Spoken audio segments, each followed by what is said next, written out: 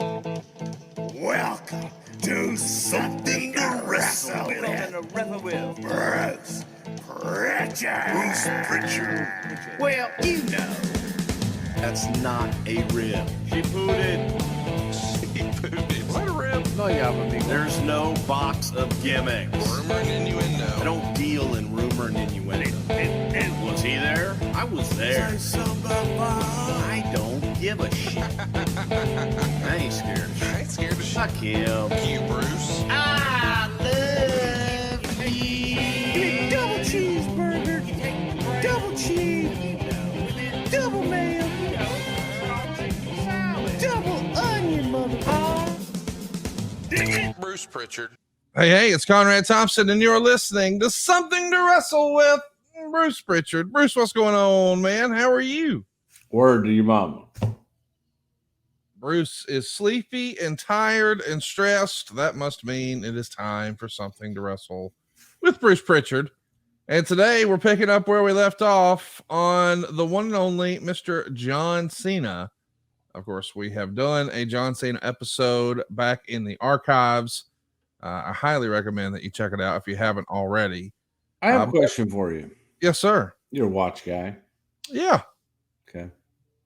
You ever notice sometimes, man, people will be wearing watches and the time on their watch is not even remotely close to being the time of day in which you're existing. Oh, okay. So you're saying the watch is dead and they're just wearing it as a fashion piece. It's like a fancy bracelet. Yeah, or it's I don't know.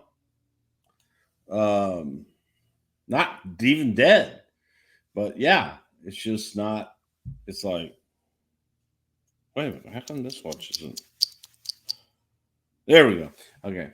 Yeah, I just noticed that the other day. I was like, What you saw, you noticed a lot of people were wearing watches that didn't have. yeah, they were completely incorrect.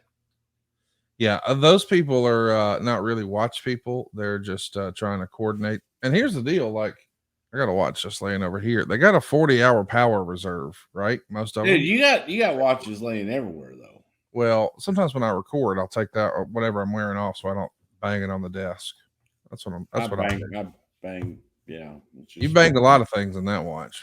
Yeah, I've been banged. Yeah, it has. So listen, the John Cena episode that got us kicked off, we aired back in 2017. So we're continuing from there. This is the era that we're going to pick up in is 2004, right after 5 WrestleMania. years later, really? No, 6 years later? What the fuck? How long is that? That's a long time. Well, I mean, you were just talking about people whose watches are dead. Maybe your brain is a little dead. It's just sleepy. It'll be awake later, though. Trust me. You are not prepared for what's coming at you. Do you want to tell everybody what you're consuming today to make sure that you can get game ready for us? So Logan Paul is a friend of mine, wonderful guy. Your great close personal friend. Actually, he is a great close personal friend. He's a wonderful guy. He really and truly is. And congratulations to him. Just got engaged. Yeah, congratulations to him. More importantly, so my son Kane is 20. I don't know how old they are. But he drinks a lot of this, this Prime stuff. And so I mentioned to Logan, I said, hey, Kane really likes Prime. So he sends a bunch of Prime to my house. And I love, remember the blood orange mango? Oh, your favorite. Water? Your favorite. Well, he had a drink in there called orange mango. And man, it's good. This is not a paid advertisement by any stretch of the imagination. I don't know why the last two shows this week were just talking about shit we really like, and they're not paid advertisements. But it's got a lot of caffeine in it. I will pre-warn you, but it's really good, and I enjoy it quite a bit. So I had all this stuff, put it in the fridge. My wife has drank half of the hydration supply that he sent me. That's pretty good stuff. Megan drinks that. That's pretty good. Yeah, it is good. But I set in my ways. I drink my Gatorade. Drink with Diet Pepsi. But man, if you need to get going in the morning,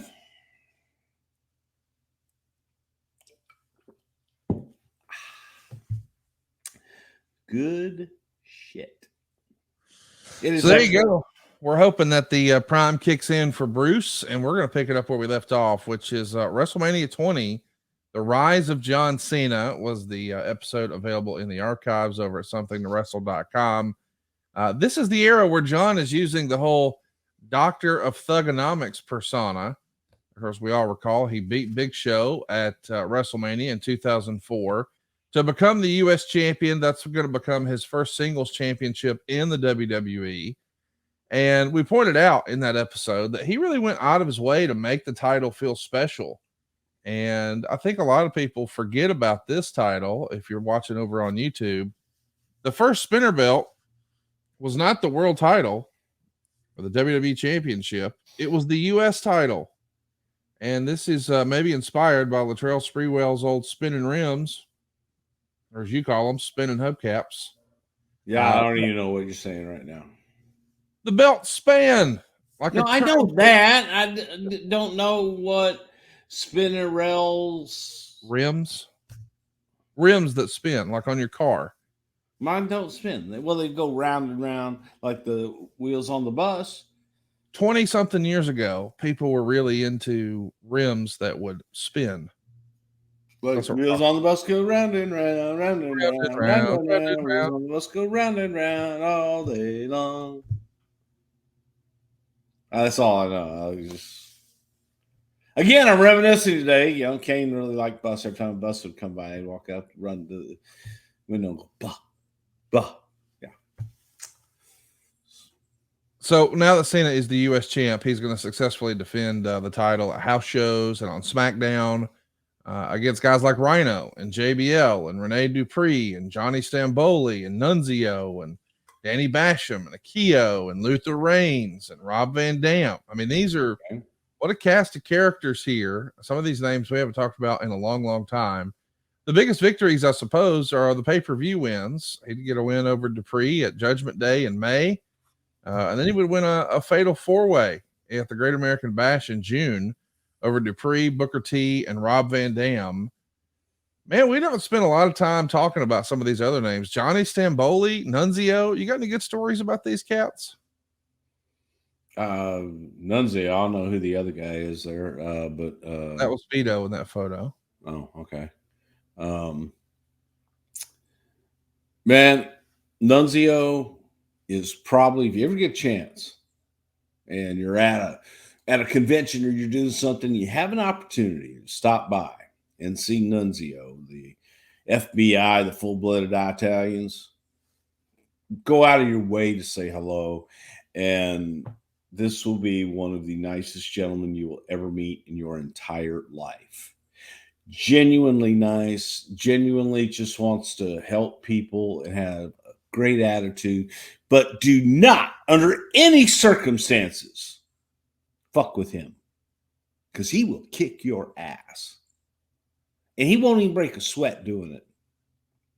And then he'll go right back to being a nice old Nunzio. Great guy, man, but tough. He was a shooter. I think he trained with Billy Robinson or Gotch, or one of those guys. But an old school guy, yeah, young. I guess we're all older now, so can't say he's a kid, but he was, without a doubt, just a joy to be around and a really, really, really good guy. And that's one of the guys that you meet, you won't be disappointed in meeting, because you'll leave there going, man, what a great guy he is. I want to hang out and have a beer with him. You know, so I think that's one of the secrets and one of the reasons that old Nunzio was able to stay around, and just people liked him. They liked being around him. They liked interacting with him. So great guy. Good to hear. I like to hear stories like that. And yeah, when you say kid, I think he's 51 years old now. Well, that's kid to me. It is, yeah. We're going to see a handicap match between Stamboli and Nunzio. Aww. What? Somebody's handicapped? Well, they may have been after they wrestled John Cena here. Why are you picking on John Cena? because he could hurt you. I can hurt you, but I won't. How could you hurt me? Oh, I can hurt you. Just block my phone number. Uh huh. Uh, You want to be hurt? Yeah. That shirt's not flattering. Yeah. How's that? that really stings, Bruce. Good. It hurts. It Uh, hurts. Admit it. Listen, let's talk about this Great American Okay. Award. In this era, Kurt Angle is the general manager of SmackDown, and he's trying to give a Great American Award, aka you're going to become the number one contender for Eddie Guerrero's WWE title. So I always thought Kurt Angle did a great job in these sort of segments where he's just a talking head and a character. It doesn't just have to be about being a wrestling machine. And he's going to invite all the nominees into the ring. He's going to start with John Cena. Cena's going to get a big pop. And when he comes in the ring, he pulls a bag of D's nuts out of his pocket and stuffs it in Kurt's breast pocket of his jacket. And the other nominees are Charlie Haas, Booker T, Big Show, JBL. And then I guess they tallied this up over on WWE.com. Fans actually got to vote. And John, I guess, gets 280,429 votes out of a total of 420,000 and change. So the overwhelming majority of fans are behind John Cena here. So to remind you, John Cena gets 280,000. He's first place. Second place gets 65,000 votes. Bradshaw only got 65,000. Booker T did. That's un-American. Yeah. So, I mean, this is a landslide. And when we're seeing this on television, they cut away to a sign in the crowd that says Cena equals franchise. And I've always thought this was, if this is real and it was really legitimate voting, I mean, this kind of gives you guys another indicator besides ticket sales, besides quarter hours, besides merch of who's really quote unquote over. And I know you guys did some stuff like back in the day, like Taboo Tuesday. Did you think that was a good way to get real feedback from the audience? Just go to the website and let fans vote? Of course. Yeah. It's instantaneous. You can ask a question, get an answer almost instantly. And again, depending upon the volume, it tells you what you're looking at. And people were in love with Cena at this time. Well, what's interesting is, of course, we're trying to tell a story, and Kurt Angle is portraying a heel character here as general manager. So rather than just award it to John Cena, who won in a landslide, as Kurt Angle's getting ready to make the announcement, and it's plain to see if you saw the results that we just showed, that they showed on camera there at somethingwrestle.com. JBL interrupts this whole process and starts arguing that he deserves this award more than anyone else because I'm the greatest American. Take a look at what I just did in the middle of the night on the border between Texas and Mexico. He's going to start doing a whisper because he doesn't want to alert anyone that he's there. And he's talking about illegal immigrants coming over the border to ruin the United States economy. And he's going to find a family. Hey, well, that's Rudy Gonzalez right there, if you're watching on YouTube. And he first of all, he was coming across a border in a fence in some place that he did not own. I know that for a fact.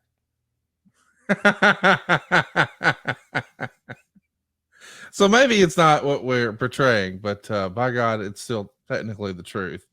Fun little stuff here. Of course, Kurt Angle is a heel, so he's going to change his mind and he's going to award the number one contendership to JBL.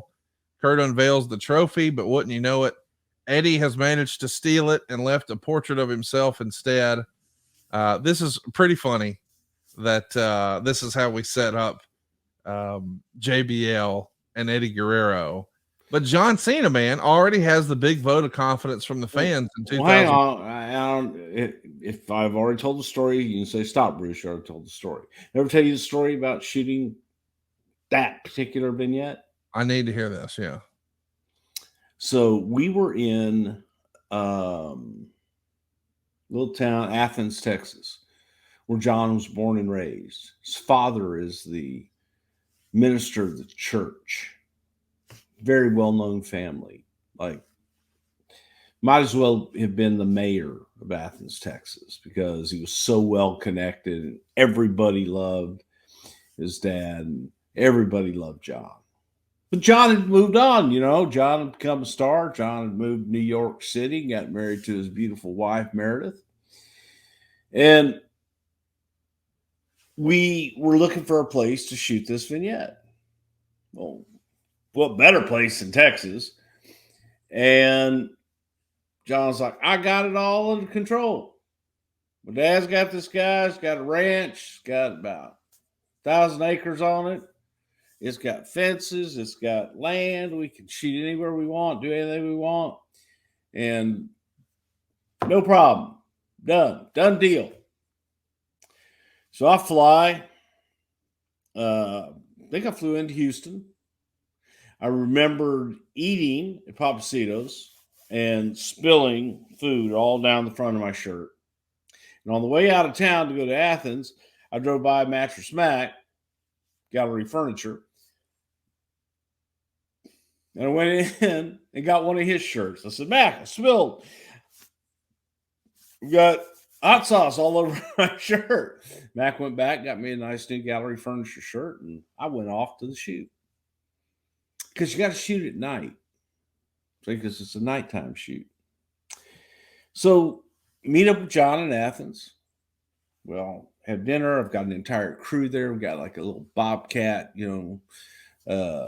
truck full of equipment. So where we going, John? Oh, I got it right down here. You're going to go down here. We're going to take the left at the light. Then it's down there about a mile on the right. Let's go. It's getting dark, so it's probably about 8 o'clock at night, 9 o'clock at night. We go on down to that light. We take that left. We go down about a mile. We take that right. We pull into this long-ass driveway. House is dark, though. Well, maybe they're not home. Maybe, they look like rich people like you. And there's all this beautiful land. You see horses, man. You see cattle. And you see all this stuff. And manicured. It's gorgeous. But nobody's home. We're knocking on the doorbell, ringing the doorbell, and knock, knock, knock. Nobody's home. So, well, I'm sure they'll be. It was Wednesday night, John says. They're probably at church. Right. Where the hell else are you on a Wednesday night? And I say, let's go ahead and just start setting up. Let's go take a look around, see what we got to work with here. So I've got lighting guys, and they're got the flashlights, and they're flashing lights inside the house and all around the property, looking around and walking the perimeter and what have you. And then from afar, we see headlights coming. Pickup truck. By God, you're in Athens, Texas. What else you gonna drive? And that pickup truck comes down like that long driveway, and long driveway leads to only one place. That's where we are. And it stops. And just sits there for a little while. John and I look at each other. Says, is this your friend? He says, I don't know. I ain't never met him. Friends of my dad. Okay. Well, they know we're coming, right? Oh, yeah. No, it's all taken care of. So John's like waving. Hey, how you doing? Hey, come on. Hey, how you doing? It's John. They drive a little bit closer. That's a long driveway, man. They stop again. John's, hey, it's me, it's John. And the second time they stop, a little light comes on inside the cab of the pick 'em up truck. Okay. And on the back of a lot of pickup trucks in Texas, especially in Athens, They usually have rifles or shotguns, things like that. As you do. Well, yeah, because they're hunters. Right. And the light goes on, and we see this guy kind of take the shotgun off of the holder behind him. I said, John, you sure these people know we're coming? Oh, yeah, don't worry about a thing. Hey, how you doing? And this truck starts creeping now towards Yeah, that us. ain't good. And the whole time, my crew's like taking shit out of the truck, got flashlights and everything. And John like walks up to meet the truck halfway before it can get to him. And I'm walking behind him because to start shooting, I got a shield. And he's like, hey, how you doing? I'm John. I'm a Vels boy down here. And what are y'all doing? It was an old couple, man and woman. The guy's got the shotgun on his lap. So what are y'all doing? I said, well, my dad talked to you about we're going to do a couple of, some TV things here. And won't be long. We're not going to disturb anything. And she goes, I know Lavelle, but you're his boy. Why are you here? Well, this is where the address he gave me for the Cartwell's Ranch or whatever. Says, we're the Joneses, whatever the hell name it is. Oh, no. We were at the wrong fucking ranch. Now imagine being in East Texas, in Athens, pulling up to your home that is way 1,000 acres, man, way the hell off the road. And as you pull up down your long, probably half-mile driveway, you see a truck backed up to your house. Yeah. With people, they're taking things out of the truck, but it looks like they're loading the truck as people are walking around your house with flashlights, and there's a bunch of them.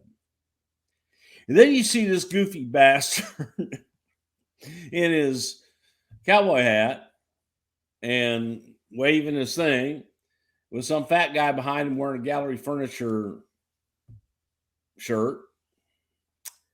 And we about got shot trying to do that. And then we realized we were at the wrong ranch. We apologized and called the other guy. So where exactly are you? I think we're supposed to take a right at that light instead of a left. But nonetheless, we got there and we had us some fun catching people that, because he had told us he'd had a problem. People coming across into his land and what have you. So John was there to make sure that by God, he would enforce and take care of those things. We damn near got shot. Oh my God. That's up there with one of the closest that I think I ever came to. Guys, we're going to die tonight.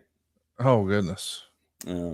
My lighting guys to this day still always tell the story whenever I walk by and I start to go to set up a shot. They'll going to say, hey, you ever hear about the time that Bruce took us to a shot? We all almost got shot? For real? Like, oh, come on, guys. That happened lots of times. That one just happened to be in Texas. But anyway, it was a little sidebar. And Rudy Gonzalez was the gentleman that he trains guys in San Antonio, and he was a gentleman that was jumping the fence. And John, you can't do that, Conrad. You just can't do that. You can't be jumping fences. Rudy back in the day was a part of Shawn Michaels' training school that he had for a bit, right? Yeah, sure was. Yeah. This is a pretty controversial story that you guys are telling here. I don't think that WWE would do that sort of thing now these days, but man, that was sort of the goal is let's make JBL as hateable as we can. That's an easy thing to do though. Were you consciously thinking forward to, because obviously this is 2004. And we know that JBL and Eddie Guerrero are going to tear it up at Judgment Day. But a year later, man, it is going to be about John Cena and JBL. Because you already see, like, man, if we get John as hateable, Layfield, that is, as hateable as we want, I mean, he would be the perfect foil for any top, whoever the top baby face is, right? Yeah, you're looking at a time that there were a few guys that were coming into their own. John Cena, without a doubt, was coming into his own, but also JBL was a untested heel at this point, and we were in the building process of building JBL. You're in the building process of building John Cena. Hopefully, yes, we actually were looking at it because we didn't have a lot of depth in the hey, this guy's over side of the roster. We were trying to make new stars and make superstars for the future. So we were banking on, Cena hitting, and we were banking on Bradshaw hitting. And they did. Cena is going to continue to heat up over the summer, including a July 8th episode of SmackDown. Cena is going to accidentally attack Kurt Angle, and Kurt Angle is now going to strip him of the U.S. title. And in order to earn that title back, Angle is going to put Cena into what's called a best of 5 series with Booker T. That lasts from August 15th at SummerSlam through October 3rd at No Mercy. And we've seen these best of series before, way back when in Jim Crockett Promotions. We saw Nikita and Magnum. Over in WCW, Booker T had a fantastic best of 7 series with Chris Benoit. Now we're going to run it back, as the kids like to say, with John Cena. Listen, sometimes we have some silly, fantastic stories like catching people at the border. And other times, man, the story is great matches. What'd you think of this best of 5 series with Booker T and John Cena here? I thought it was tremendous because it gave Cena an opportunity to show the naysayers that, yeah, you know what? I can go in the ring. John was awkward. John was different. I don't think anybody would ever argue that fact. And in being awkward and being different, people would say, he's no good, or he's a shits because he didn't run like everybody else. Well, that's what made John Cena different, was because he didn't run like everybody else. So it made Cena different because he didn't cut his promos like everybody else. This was an opportunity to be in the ring and to have a series of matches that, at least in my mind, were going to be guaranteed good matches because you had Book in there. And Book would be able to slow him down and take him through it. To me, this was, kind of the credibility phase, if you want to go there, with John Cena. What do you got, kid? All right, got a nice little gimmick there. You can rap, you can do all this. By the way, you look great. You can hang. Well, let's see how you can hang in the ring. Let's see what you can do with these matches and take that next step, because it's an important one. You have a great gimmick and never really have to work, a second in a match and know what the hell you're doing. There are people that held the WWE championship like in the late 80s. And yeah, do you think that's changed over time? That's what I wanted to ask is, once upon a time, the Intercontinental title was the guy who was expected to have good matches, but you just had to be the big star in order to have the big belt. Do you think that was changing by 04 and 05? I think there was always variety, and in order to solidify yourself with the audience, it's like being the number 1 draft pick in football. Well, you're the number 1 draft pick. Yay, great, everybody's excited, and then the whistle blows. Same thing here, man. That bell rings, and they want to see what you can do. Now, if you can do everything you say you can do, then everything else, it makes everything else better. And John was able to do everything else and hang with the guys. They said, he can't work with him. That's not going to work. And John proved that he could. It's just fascinating to think about, that this is the evolution of the business, and that you guys did a best of 5 where not all of them were televised. That today, I don't think would ever happen, but we're announcing it as a best of 5 series, and we get kicked off at SummerSlam on pay-per-view. So, hey, if you got 30 or 40 bucks or whatever it is, you can watch that one. That's on August 15th. And 9 days later, hey, we'll show you the match from Fresno on SmackDown. But then 3 days later at the Superdome in Sydney, Australia, well, that's not televised. And then, of course, we're going to come home, and on September 14th, we'll be in Washington for SmackDown. You can watch that one. And then we blow it off October 3rd at No Mercy in East Rutherford, New Jersey. Cena's going to come out on top and win the title here. But I love that you guys sprinkled in a big live event down in Sydney, Australia as a part of this best of 5 series. I mean, I know we've talked about this a few times, but the idea that you can give real stakes and consequence to a live event, that has to be a boom for that business too, right? Of course, because the audience in the live event is following what you're doing on television. Now, if you can be a part of that, that's a great thing. You feel as though everything means something, and try to do that in every live event. And this particular one had something that had a major angle on television, but continuing that, being a part of it. So it was match number 3 or 4, whatever the hell it was. Yeah. That takes place, and it also gives, recognition to, we are the WWE. The first W stands for world, and we perform all over the world, and these matches take place all over the world. It's not, folks, you're not just going to see this on TV. You may see it in your hometown. Be sure and go and see. Could be the night that Booker wins it all. It could be the night that Cena proves that, yeah, I can hang, dog. Do you think a best of 5 series could work in 2023, like in this instant gratification, Uber Eats, TikTok, short form, Twitter society? Do you think a best of 5 could work, or are fans more conditioned now for, I need one match and then I want to move on? I'd like to believe that our audience would be sophisticated enough to get behind a best of 5 or a best of 7 type series. Unfortunately, I'm not sure, as you said, the attention span of the audience today is one of, man, I want it all. I want it now. I don't want to wait. Best of 5. Well, you can give me 5, but I care about who wins tonight. Not thinking about strategy and not thinking about, well, if the guy's down 2, what happens? If he loses tonight, it's all over.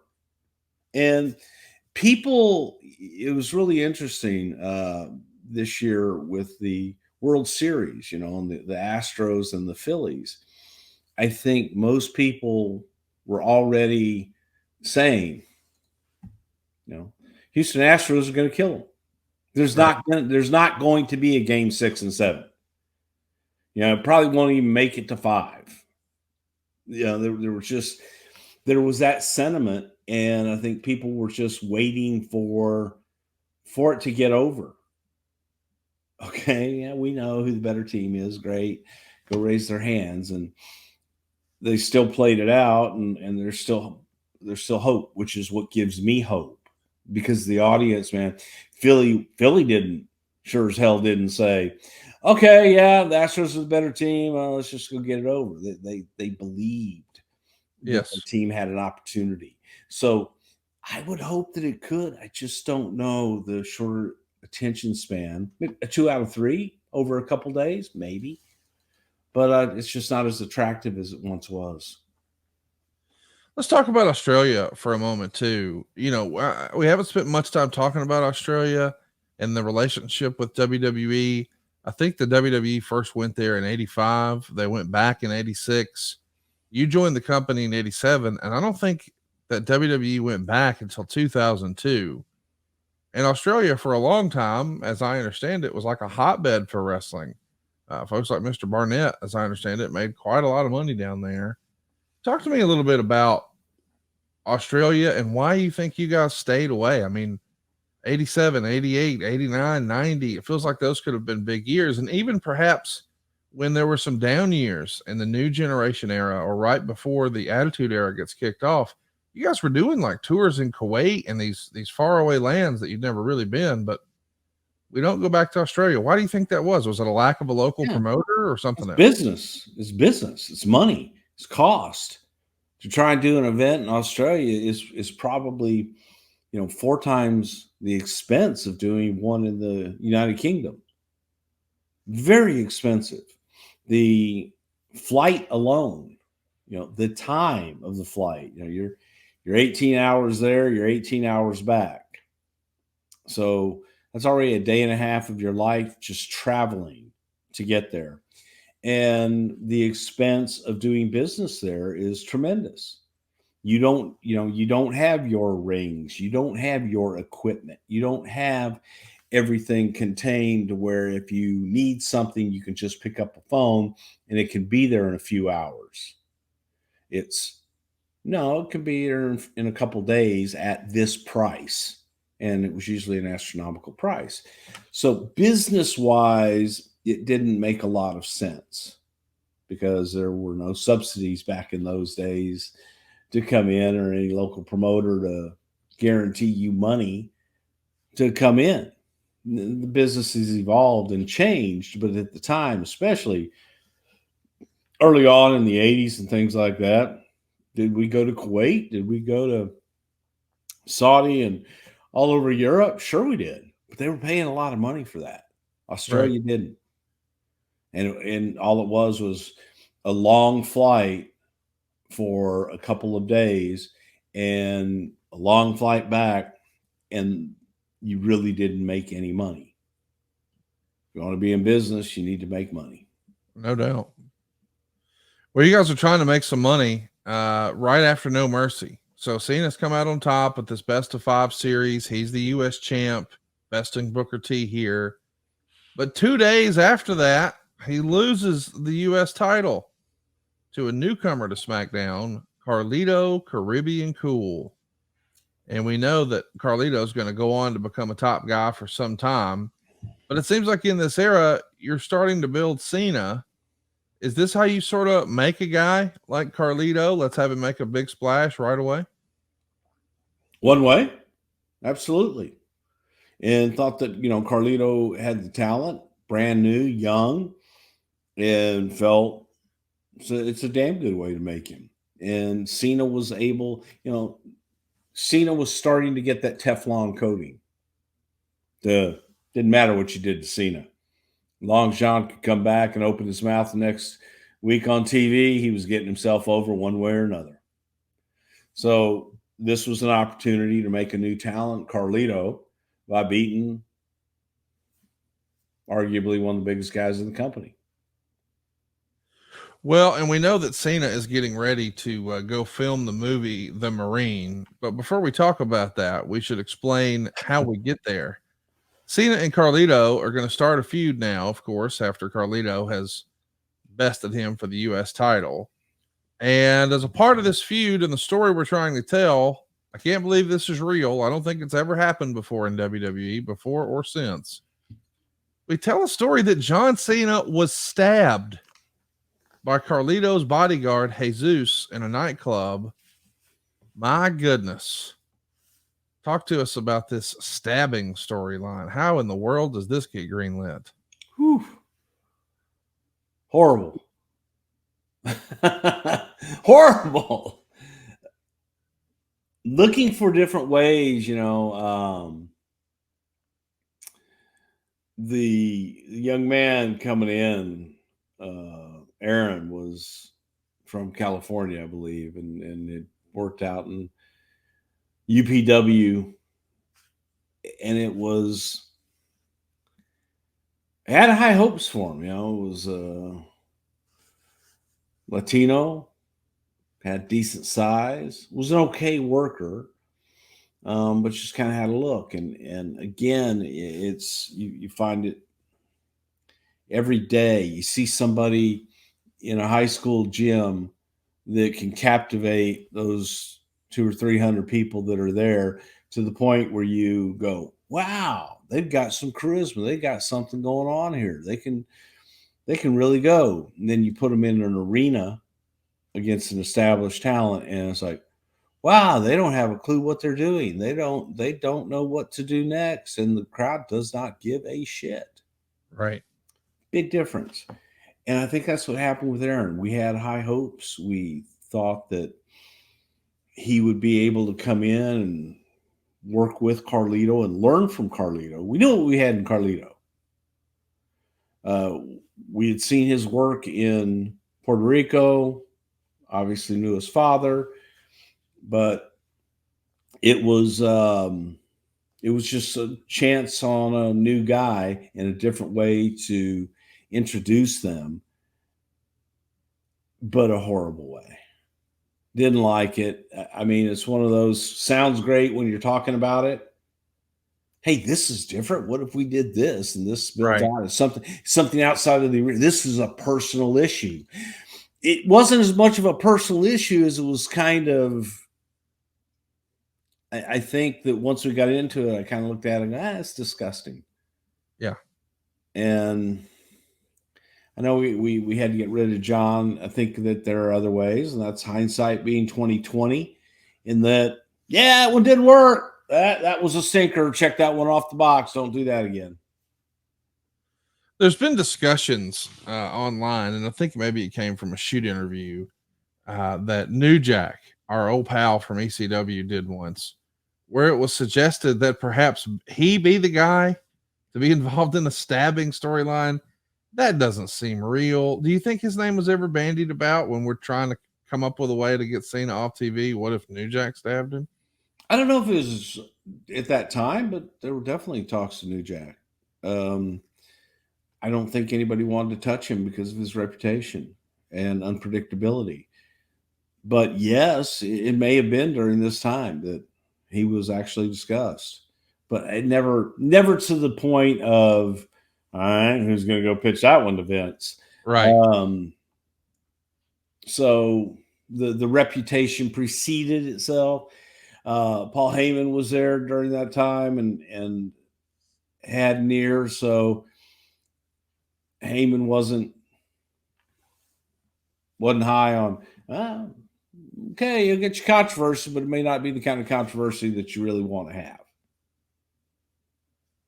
That was Heyman's approach. Yeah. Yeah. Well, he was probably being honest. Hey, let's talk about What? What? What'd you say? Huh? How's your mom? Heyman honest? Ham and cheese omelet? Ooh, God, that sounds good right now. Hey, so in our first Rise of Cena episode, you said that John is the only person to ever get you to start doing shots and wind up missing your doggone plane. This is during the celebration of the Marine, but let's talk about the process of making that movie. How do you guys land on John Cena as the guy to, I mean, I know that there's an initiative to grow WWE films and your new film division and all that jazz. How does John become the guy? Is he the guy who's saying, hey, oh, I want to do that? Or is somebody else saying, hey, John, I could see you, blah, blah, blah. What does that look like? Steve Austin didn't want to do it. Okay. That's the simplest answer is the Marine was a vehicle for Steve. Steve didn't want to do it. So we needed someone else to step into that role because, you know, we had the movie, we had the script, we had the director, we had everybody on board. Now it was all we needed was the star. Who is it that we are going to put in this position to hopefully take it to the next level and become that next movie star, if you will. Steve was the guy that we were looking to do something with. Steve wasn't working full time, and Steve was looking for gigs, but I just don't think Steve was interested in this and didn't want to do it.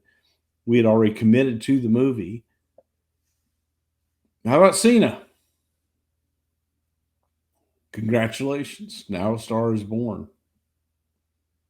The movie wasn't that bad. No, it wasn't. It wasn't good by any stretch of the imagination, but it was not that bad. Hey, listen, Marine is the best WWE movie I think you guys ever made. Oh, The Condemned by far. Yeah, I think I like The Condemned better. That's the Austin one. What do you think they did box office wise? Let me look that up right fast. Not much. Not You want much to at guess? all. I mean, Marine had to do more. More than Condemned? It Yeah. did do more, and I'll tell you why. Because of the R rating. The Condemned cost $20 million to make, and it made 8.6 at the box office. You want to guess on the Marine? I don't think it made 8.6. Made 22.2. Get the fuck out of here. Yeah, the budget was 15 and it made 22.2. The Marine is probably the most successful movie in WWE history. I would guess. I mean, I know that's not saying a lot. I think you once compared being the top guy and the world champ at Ring of Honor to being the shift leader Burger King. Actually, I said Sonic. Burger King is much more prestigious. I said Sonic. I definitely said, because it's like you're telling people on roller skates going on, honey, get out there and get that slushy out to stall number 3. Do you remember the last time you saw someone at Sonic on roller skates? They don't do that still, do they? Sure they do. I don't know. I don't go to Sonic, but I don't. It's hard for me to imagine in 2023 we got folks scooting around on roller skates. Why? Why is this so hard? I don't know. It just is. Yeah. The last time that I was in a Sonic, which was in Houston, Texas on Fuquay, they were on roller skates. Now, that was a couple of years ago. I stopped in and I got the only thing that I'll eat at Sonic is the jalapeno burger. I'll tell you this, they are underrated for a cheeseburger. Like, as far as a fast food burger, Sonic's pretty damn solid. Yeah, it's fresh, it's good. I mean, their food's not bad, and they've got they have the happy hour every day from whatever. So you go in there and you get you a giant cherry limeade. Beat it with a stick, man. This is a new. I mean, you were with the company when you guys tried No Holds Barred in 1988, and now you're making a run again here with the film division. Did you think this was worth another try, and did you have confidence that John could pull it off? I mean, or were you like, Vince wants to try this other thing? He's always trying new stuff. I felt confident John could pull it off. I really did, because John could do anything he set his mind to do. I actually wanted to be a part of producing films. It was something I'd never done. So I wanted to get into that side of the business. I wanted to do film versus television. And never got the opportunity to do it, but this was one in which I thought, man, let me go learn. Because I always, I still do feel that I could direct a motion picture. And I never had the opportunity to work with film and take something from start to finish in that film genre. And I wanted to do that, and I wanted to learn that. I couldn't have done it then, but I wanted to learn how to do it. And that was intriguing to me. So the fact that we had a studio, the fact that we were producing movies on our own was a good thing for me. And at least I thought. Never got to do it. And am I bitter that I never got to do it? But John was, again, you had Steve, you had Austin, you had these rich characters that were more than in-ring attractions. John was the guy that lent himself to more than an in-ring attraction. And Vince asked him to do it, put his head down and said, yes, sir. Listen, I appreciate that Cena, pardon the pun, is a loyal soldier in that regard. But I am curious, like, this goes against sort of a traditional quote unquote wrestler brain.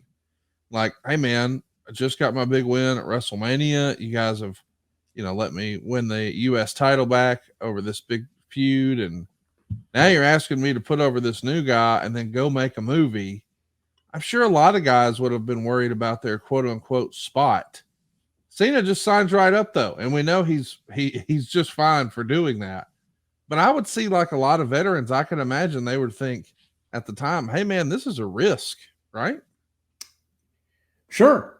But it's also up to you as to what you do with that opportunity.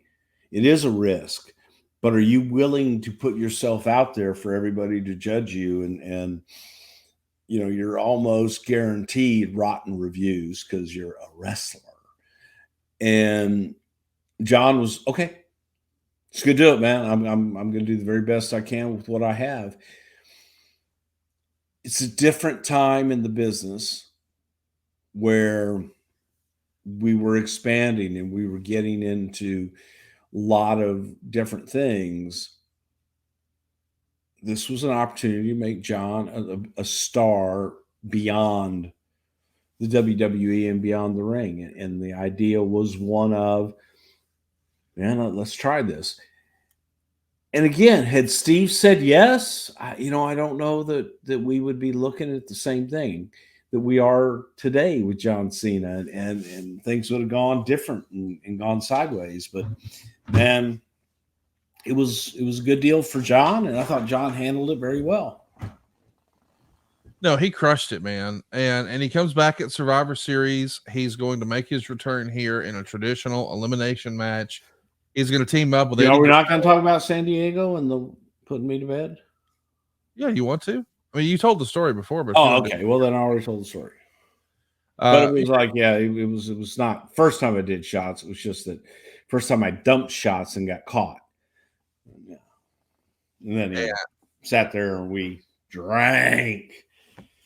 And I was put to bed, tucked in very neatly, still in my suit and my shoes, tucked in like tightly into the bed. And in a suit with shoes. In a suit and shoes. Yeah. And woke up because I saw a little bit of light coming through the curtain, thinking, man, they got some bright ass lights here in San Diego that I'm seeing that at 3:30 in the morning. What the hell? And got up to go to the bathroom, and I realized I'm tucked in so tight I can't get out. And finally I kicked my way out and go to the window and look out the window, and man, it was a bright light, all right. It was called the sun. It was 3:30 in the afternoon. I should have been home in Texas at that point by at least 6 hours. Oh, wow. It was the first time I ever missed a flight. And that's not just kind of missing a flight. Yeah, I mean, if you're going to miss it, at least do it that way, where you Miss it all the way. where you really miss it. Yeah, where people are looking for you, but they can't find you. Because even though John made sure that I got my bag back, that I had my bag in my room, he made sure he very neatly laid everything out for me. And put my phone on top of my bag. The problem wasn't my phone. So Sue Aitchison and I, we had switched. Our phones got mixed up sometime during the night. And Susie had my phone and I had hers. So people calling me were calling Sue. Sue's phone was dead. So like I'm looking at it, I'm realizing, I don't even have a charger for this phone. I don't even know whose it is. Yeah, it's great. That's good. Hell of a night. It's a hell of a night when John Cena comes back at Survivor Series 2. He'll team up with Eddie Guerrero, Rob Van Dam, and Big Show. Across from them will be Carlito, Kurt Angle, Luther Reigns, and Mark Jindrak.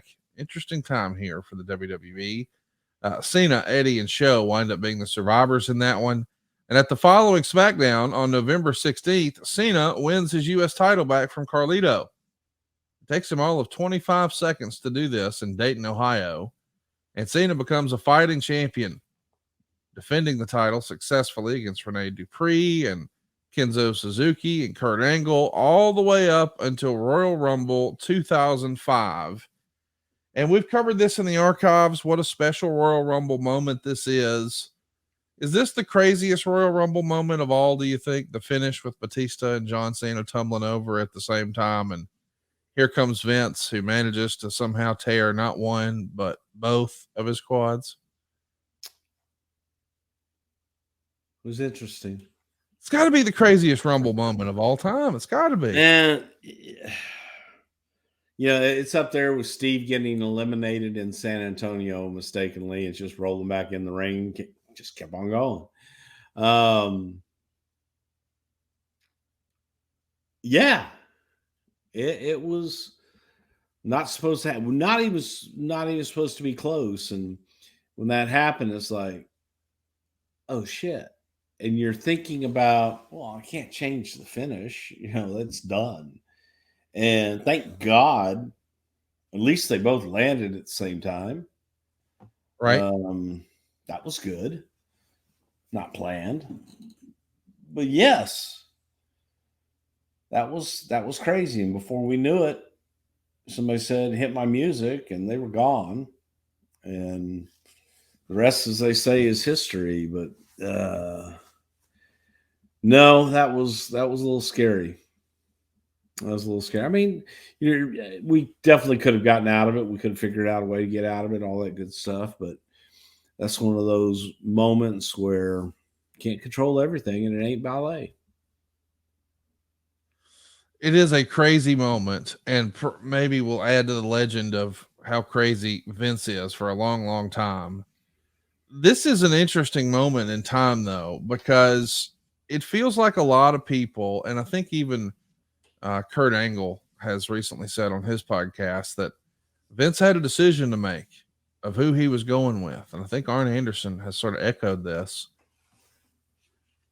Do you remember there being a debate internally? Is it Batista? Is it John Cena? Is it Randy Orton? Like, who is going to be the guy to be our next top guy, in the same vein of, Hulk Hogan or Steve Austin? Do you remember there being a discussion, and were there different camps?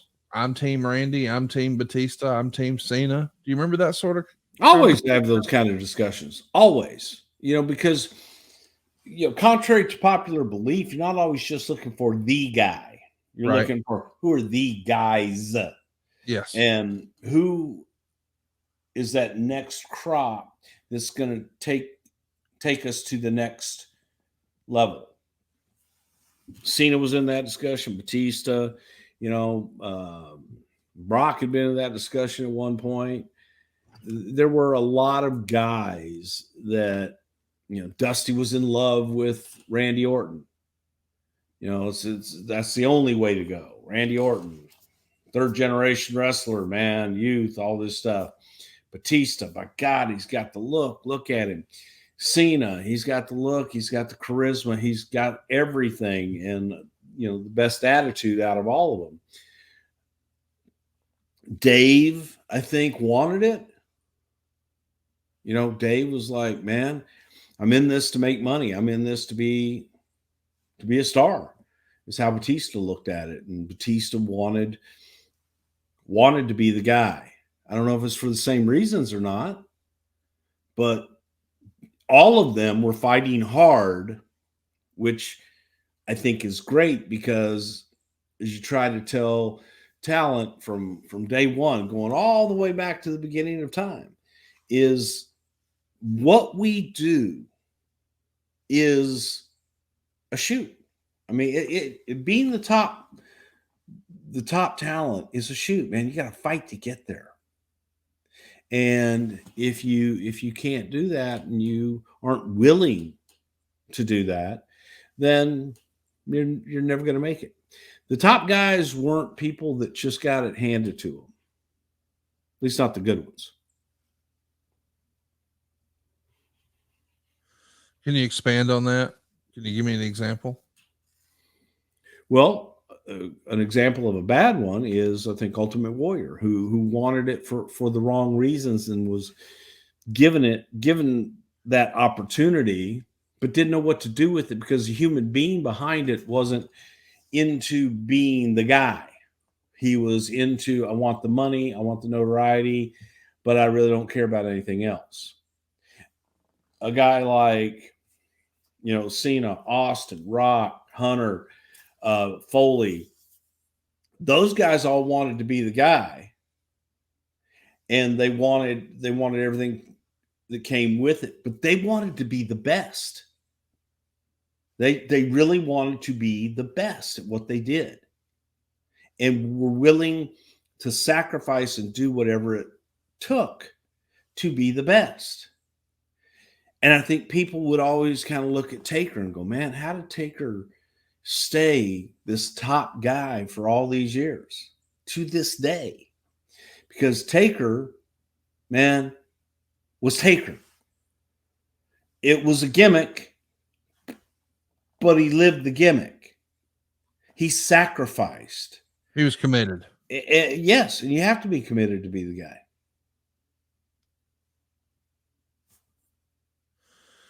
Let's talk about it. We know that ultimately we're going to see the No Way Out show on February 20th, where John Cena has an opportunity to beat Kurt Angle to earn the #1 contendership for a chance at the WWE Championship at WrestleMania 21. And on March 17th, 2005, before we get to that year's WrestleMania, The Time Is Now, John Cena's first single from his album, You Can't See Me, is released. And the song and album feel like, I guess, a natural extension of his character that we've seen, this Doctor of Thugonomics and things like that. I mean, you guys are trying some interesting stuff here with John. We're going to put him in a movie. We're going to put an album out. And you guys haven't really done something like this since the 80s. I mean, I know there was, the theme CDs that you would push out, but like the wrestling album and Pile Driver, those were from like the mid 80s. This feels like we're trying lots of things with John Cena we haven't tried with anybody in a long, long time.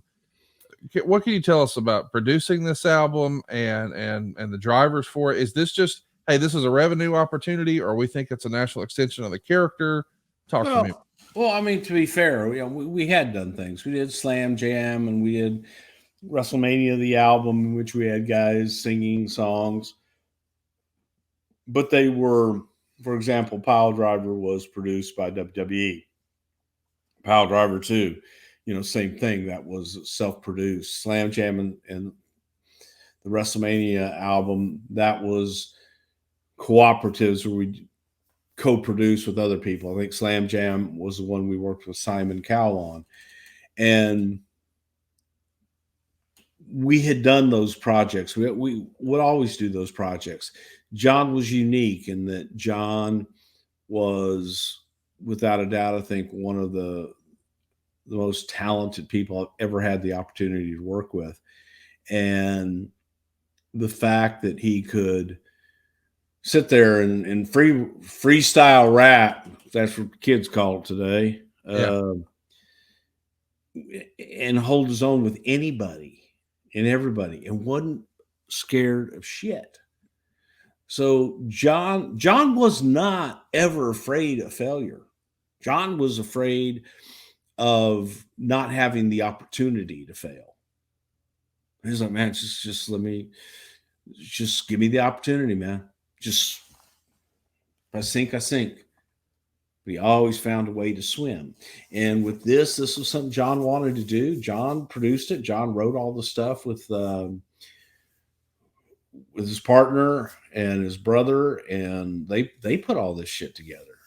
So it was him that did it, and we backed it and thought, this is a hell of an idea. Yeah, let's work with him and see what we can do. It was also the beginning of is it Apple Music? Is that when this started? When we had, what were those things? Not the iPod. Come on. Yeah, iPods were a thing. You saw MP3 players and all that. Yeah, it was an iPod. I don't think that came out. Yeah, that was out then. Yeah, I'm thinking of the iPhone, which came out in 07. Right. The iPod was first, and it was the first time that you could, like, okay, I didn't have to go to Texas Tapes and Records to go get the album. It was, I could download it. Ooh, that was a big deal. I could have it in this little thing, and that the game was changing. So you didn't have the same expenses that were associated with an album because the business had changed to downloadable content, and distribution was completely different than it ever had been in the past. But it was produced by John, written by John, and performed by John. It's just really cool to see that you guys are trying new things and stepping out of your traditional comfort zone. First with John in the Marine, now with this movie. I think the album is credited to both John and someone called The Trademark, which is Mark Joseph Predka, I believe, which I think is Cena's cousin. So it's cool that he's bringing up his fam with him as well. But you bring in some real experts. I think Daryl Pittman, who's worked with Funkmaster Flex, and Jamal Greenidge, who worked with Jay-Z and Busta Rhymes, they're all working on the project as well. Is there anybody on the traditional WWE team that we would know who would be involved in this? Is Jim Johnston involved at all, No. or anything like God, that? no. Jim was good at what Jim did. Right. Jim was good at doing Bam Bam Bigelow entrances. Yeah. But Jim had a sound, and this sure as hell was not Jim's sound. Right. Didn't know what to do with it. Yeah, I assume Jim was still here during this time, but Jim had nothing to do with it. I just don't think that that this was something that Jim would have been A good fit for. just not his deal, man. Not what he did. Allmusic.com says that the recording sessions took place at Lobo Recording Studio in Deer Park, New York, and Basecamp Studios in Baton Rouge, Louisiana. I'm only bringing this up because I think when most people think about an album being produced, I mean, that's usually what that artist does full time. This is one of many things that John Cena is doing. So we're going to have to be a little fluid, and hey, he'll be working shows here and he's got an off day there. And helping release this project is Columbia Records in partnership with WWE Music Group. We've heard about, the movie studios. We just talked about that a little bit earlier. What can you tell us about WWE Music Group? Just the production end of music production end of the company. We had a movie production group. We had a music production group, television production group, film.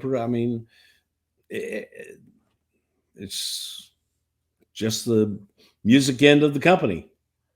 We do many different things. You have a merchandising group. You have every aspect of the business has its own department, its own little silo.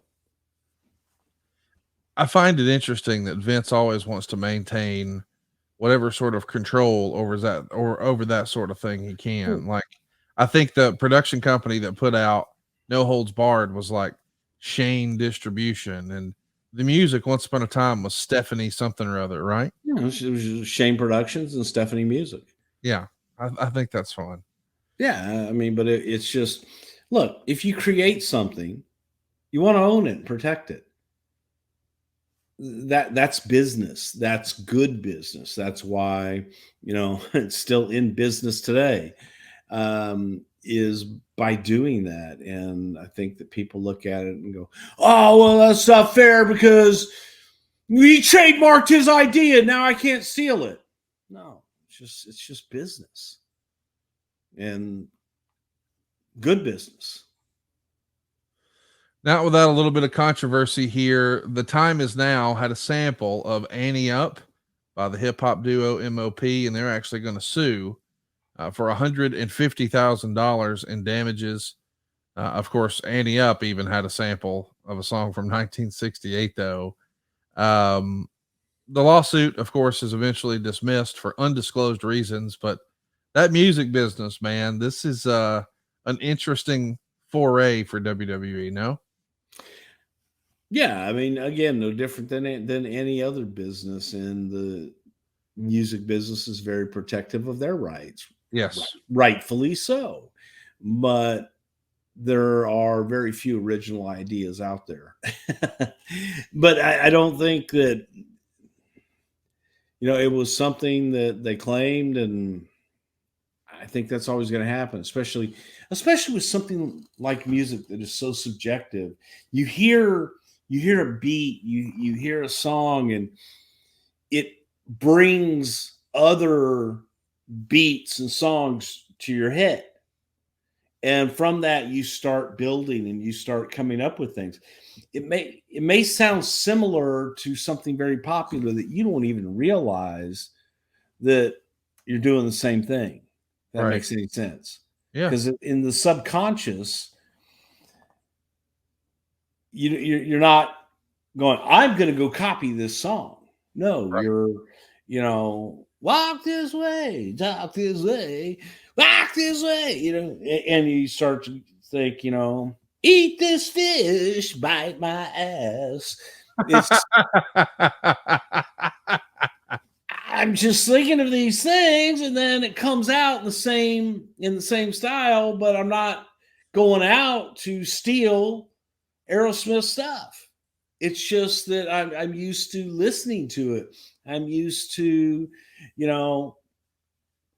hearing this shit, and I found myself, the other day with an AC/DC song, rock and roll ain't noise pollution, and and there's so many. If you listen to the song, there are lessons in life. I saw you laying on. I look inside. I said, "You want a little rhythm and love?" You said, "No, I want to rock and roll instead." Rock and roll, and it's like I find myself speaking in that cadence. Yes. I took a look inside your bedroom door. You look so good lying on your bed.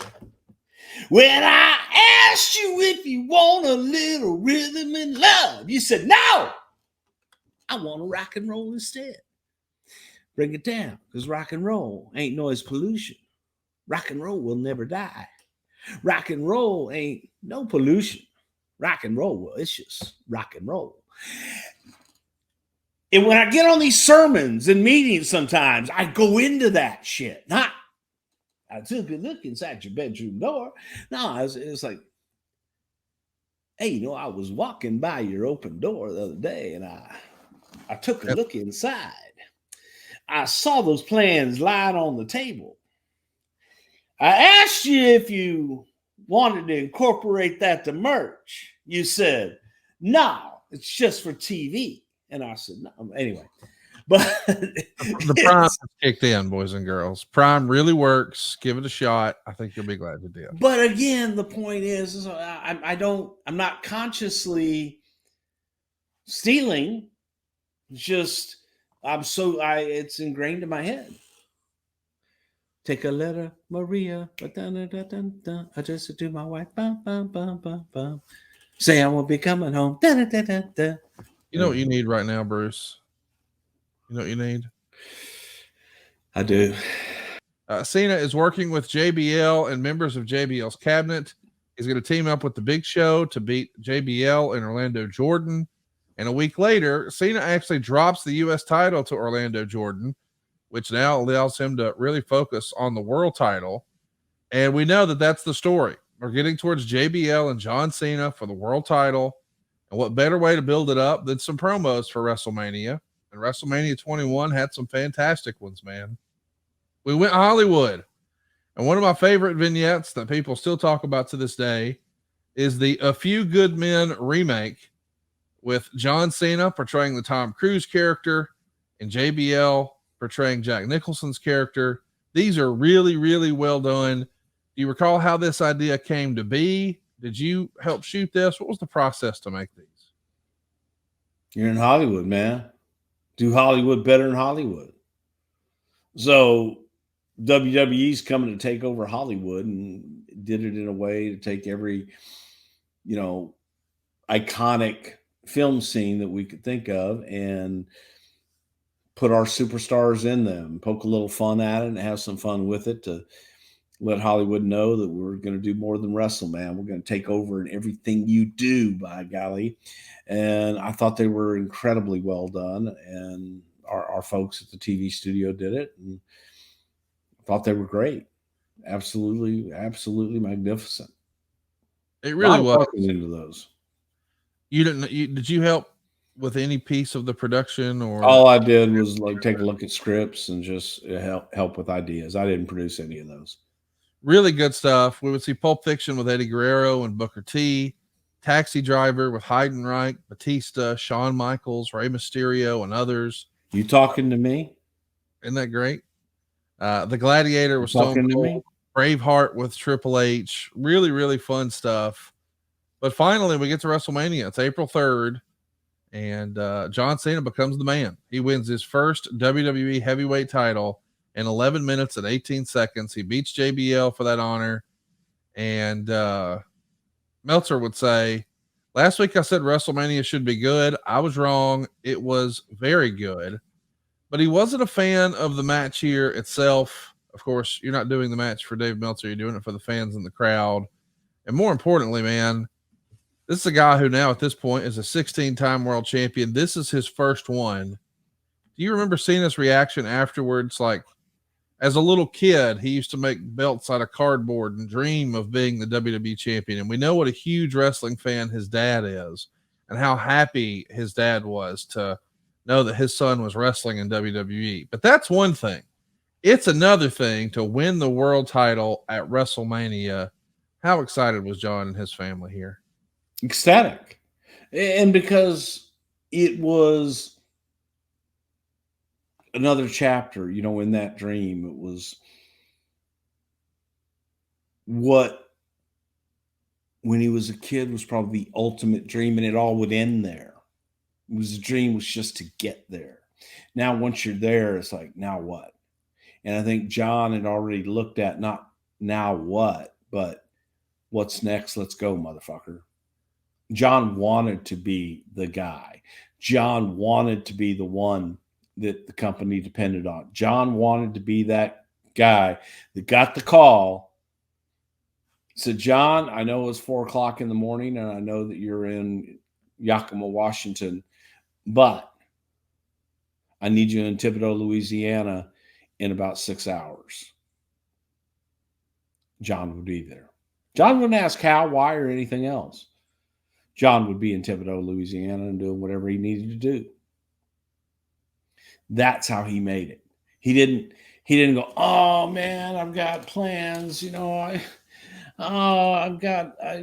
wanted to go do this or I wanted to go do that. He was like, I'm there. John didn't stub his toe and go, oh man, the doctor told me I needed to put ice on it every 6 hours. And if I'm on a plane, I'll have to do it on the plane. No, John just did it and went and did what he needed to do. And that's what a lot of people, forget when you're the guy and you're the one that everyone is counting on. It's not just getting there and being the guy. It's what you do once you are the guy. Right. And the great ones, the Stone Colds, the Rocks, the Foleys, the Hogans, the Savages that did every single thing without question. And I know that's like, well, gosh, Bruce, you got to have a personal life. You got to have this, you got to have that. Okay. And that's cool. If that's what you want, then you don't want to be the guy. If that's what you're looking for, you aren't really willing to make the sacrifice to be the guy.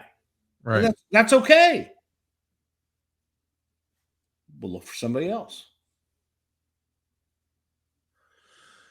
The fans maybe were looking for somebody else that night. This match is fans are not really with John yet. Or when I say John, I mean Cena. There's even a JBL chant during the match. When Cena finally makes the big comeback, there's noticeable boos.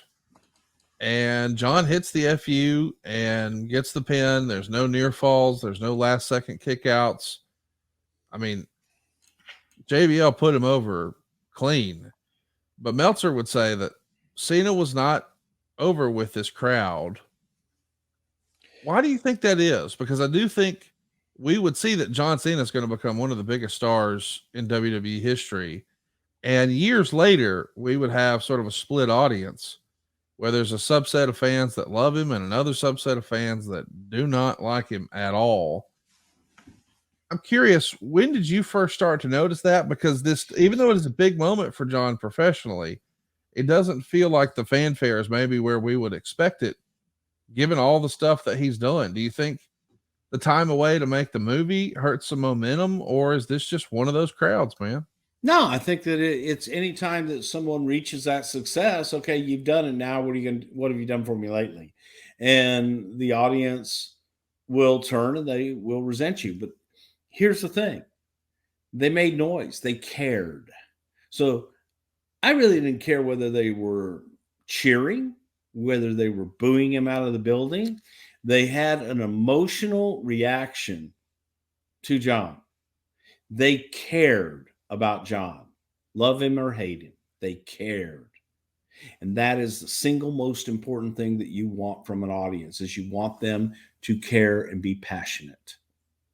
And they were. So love him or hate him, he was polarizing. Man, they love to love him and they love to hate him. Give me that character any day of the week. JBL is going to steal the title away from Cena and claim he's still the champion, and the cabinet continues to feud with Cena. Along the way, we even have some interesting shows like May 17th at a house show in Redding, California. Cena would beat JBL and Orlando Jordan in a handicap match. What's interesting about that, though, is that Roddy Piper is the special guest referee. Of course, we're all building towards Judgment Day, May 22nd. And Cena beats JBL in a brutal and bloody I Quit match from Minneapolis. Is that another one of those earn your stripes kid type things? I mean, you sort of talked about, hey, let's see what credibility he has with the Booker T feud. Is this another step in that direction? Like, I think a lot of people gained a lot of respect for Randy Orton after he had that hardcore match with Mick Foley because people just didn't expect it. I don't know that anybody expected John Cena to be in such a bloody, old school, brutal battle like this with JBL either. I think they did. I just think that, you needed to see it, and it was something different for John. It was a departure of what he normally did. So it was another notch in that belt. I can go be entertaining, I can do all this up, but I can also fight and I can hang. So hang he did, man. Go out of your way to love, see it. hate, just respect, It's a brutal match. And JBL, man, he's Mr. Judgment Day. He did it a year prior with Eddie Guerrero, another bloodbath here with Cena. And once the feud wraps up, I guess it's time for a change because on June 6th on Raw, John Cena is drafted to Raw. So we're doing the draft after WrestleMania. Here we're doing it in June. And even though he's sort of been the face over on SmackDown, he's going to get drafted to Raw. Talk me through this this change of pace here. Like, was it time for a new set of opponents? Did we think it was time to make him the top guy? Because in that era, Raw, at least from a fan perspective, was the A show. SmackDown was the B show. This feels like a major vote of confidence to move Cena to Raw. It was, but it's a change of scenery, change of pace, just shake things up. And John had not been that face on Raw, and here was his opportunity. He had done it on SmackDown, did great. Time to do it on Raw. Let's go. Let's talk about the world title. That's another piece of business that's really going to be a major revenue driver for the company. Of course, when Cena wins the world title at WrestleMania, it's still the old undisputed look. Now we're going to do the same thing we did to the US title, except for the world title. This at the time felt like a big controversy online. There were a lot of traditional hardcore fans who absolutely hated the look of this title. They said it felt more like a toy and less like a prestigious championship, but I can at least make my business brain understand it. Hey man, I bet a lot of kids want a belt like that. This had to be a major revenue driver for the company. No? Huge. Yeah. Huge. I mean, as a wrestling fan, you probably didn't like the look either, right? But you get the business piece. I even go back to the rattlesnake belt. Okay, great for Steve, but the individualized championships, I just wasn't crazy about. Right. Because the Stanley Cup doesn't become a Red Wing Cup once they win it. It's still the Stanley Cup. The WWE Championship, I think, should always just be the WWE Championship. The World Championship should be the World Championship. Not a big fan of it in the beginning. Huge fan of it once you saw merchandise numbers and realized that, holy cow, everybody had to have it because it was different. Right. And so, personal preference aside, business hat on, you go, what else can we make spin? You know, they like to watch it go round and around. If we could only do that with tires, wheels on the bus go round, and maybe they could spin in the little hubcap things in the middle, you know. And it was, hey man, it was marketing genius. No doubt. It was something that caught on, and you know, all the people, the haters, had to have it because it was different. They thought, oh well, this is a fad. This will only be so long, but I got to get one because it'll be a collector's item. It hung around, man. Yeah, it did. It hung around and made a boatload of cash, and so would ECW. 2005 is when we do One Night Stand, and this is born out of the success of that rise and fall of ECW DVD. We've covered that in the archives. Highly recommend you check it out. But on the way here, Bischoff vows to make John Cena's life a living hell and deputizes Chris Jericho to wrestle Cena on his behalf. That culminates in a match won by Cena at SummerSlam. And the next night on Raw, Cena's going to beat Jericho in a loser leaves town match. What do you remember about Jericho going away and learning a new hold here? He lost, Conrad. Was he trying to There's a special stipulation in Okay. his contract says if he loses, he leaves town. So he had to leave town. He lost. That's all there is to it. Got it. You got to read the stipulations in the contracts there. We got to talk about the summer of 05 because this does feel like a turning point. He's the huge babyface champ. He's the face of Monday Night Raw. But man, these boos start to really build some momentum. And I'm curious, when that happens,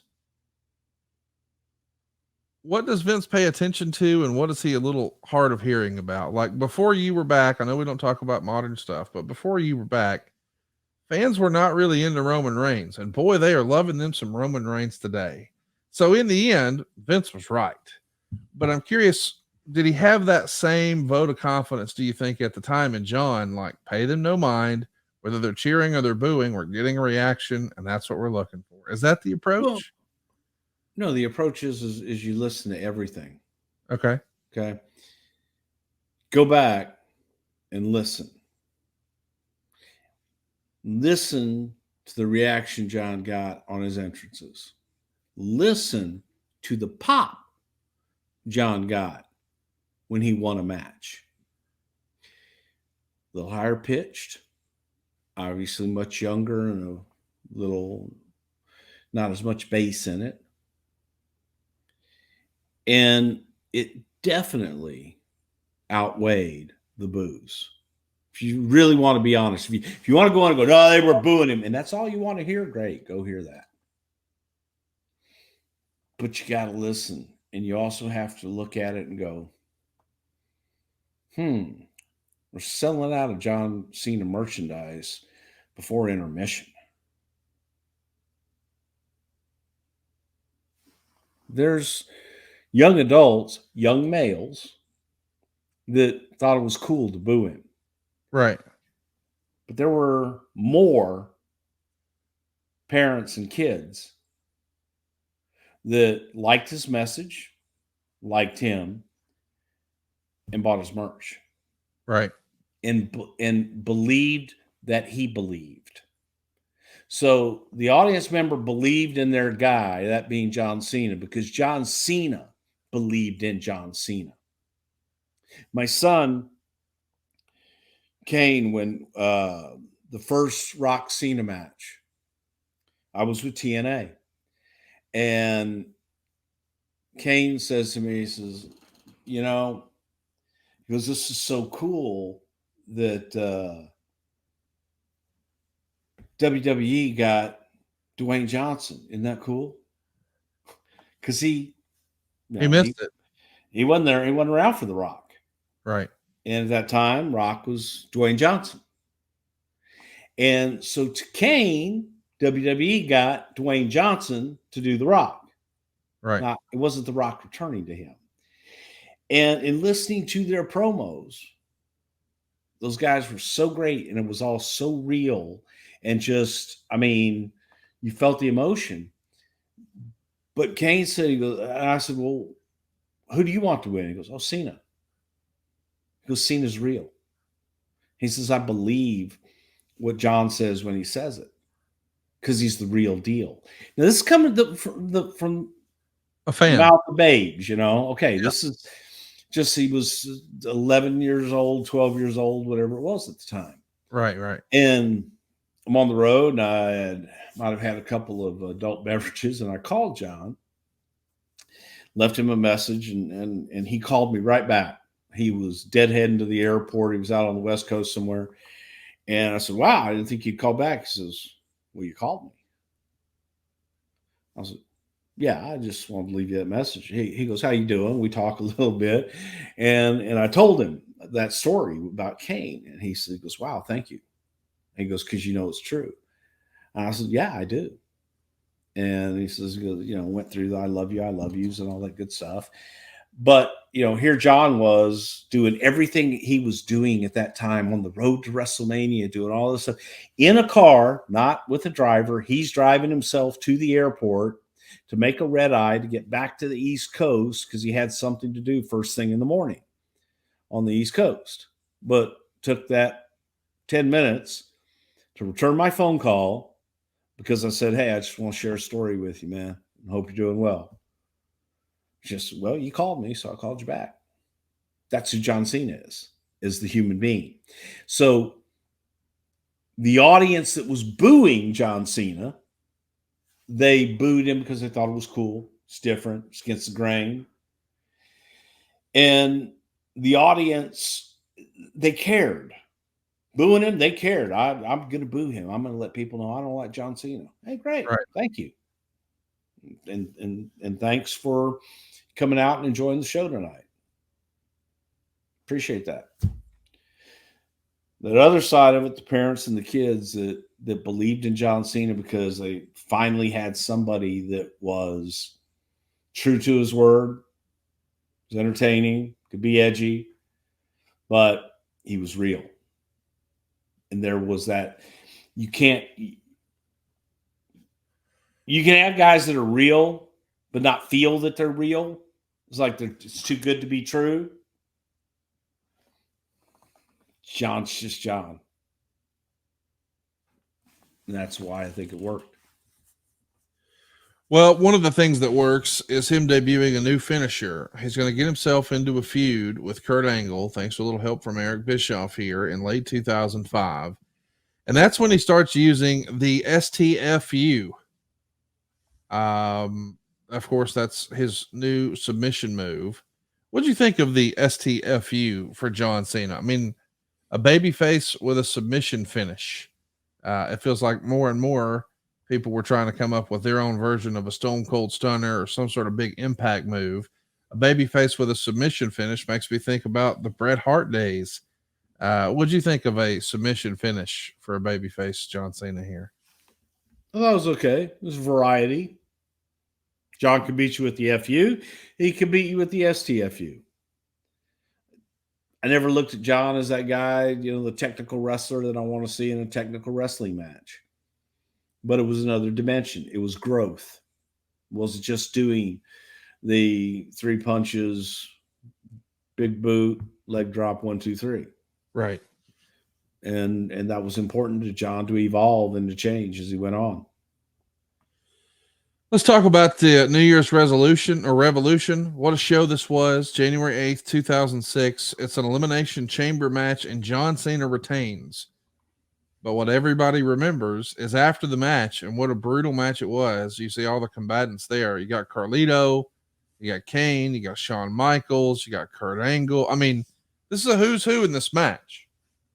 Somehow, Cena survives. And then, wouldn't you know it, Edge is back and he's cashing in the Money in the Bank briefcase he won at last year's WrestleMania. It takes Edge 2 spears, 1 minute and 41 seconds, and Edge is the new world champion. What a big surprise. What a big moment. This is the era where it's really hard to have a surprise or a secret or anything like that.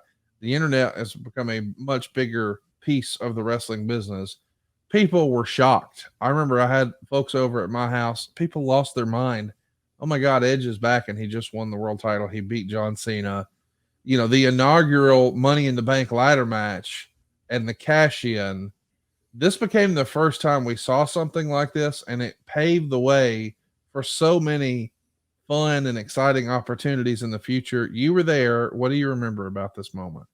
That was explosive because, again, people had forgotten about it. Yes. It wasn't something that was in their face every week. And when it happened, there was that moment of what just happened. Right. Wait. And he beat him? But there was no match. That wasn't advertised. You didn't tell me that was going to happen. The surprise, the shock of it was the beauty. And it was the first one. So it was just cool to do. And I thought it accomplished everything we wanted it to accomplish. It definitely did. What a special moment. And of course, that happens January 8th. 3 weeks later, Cena wins the belt back at the Royal Rumble. In hindsight, would you do that over again? I mean, was it all about the cash in and just that moment? I mean, it does feel like pretty brief run here for Edge. It could have been a bigger part of a longer story. I mean, they are having lots of fun matches on the house shows, regular matches, steel cage matches, even occasionally street fights. Maybe Mick Foley pop in as a special guest referee. But that Edge Cena thing, man, I could have seen that being a longer story. I think it was a longer story. It is something we came back to time and time again. I guess what I'm trying to drive at is, you know, we've talked about historically, you even mentioned this in our early episodes when we talked about the 80s, that the WWF was a babyface territory. Whereas the NWA, we had a heel champion and he would be the traveling champion and go beat everybody's top babyface in their territory, just barely.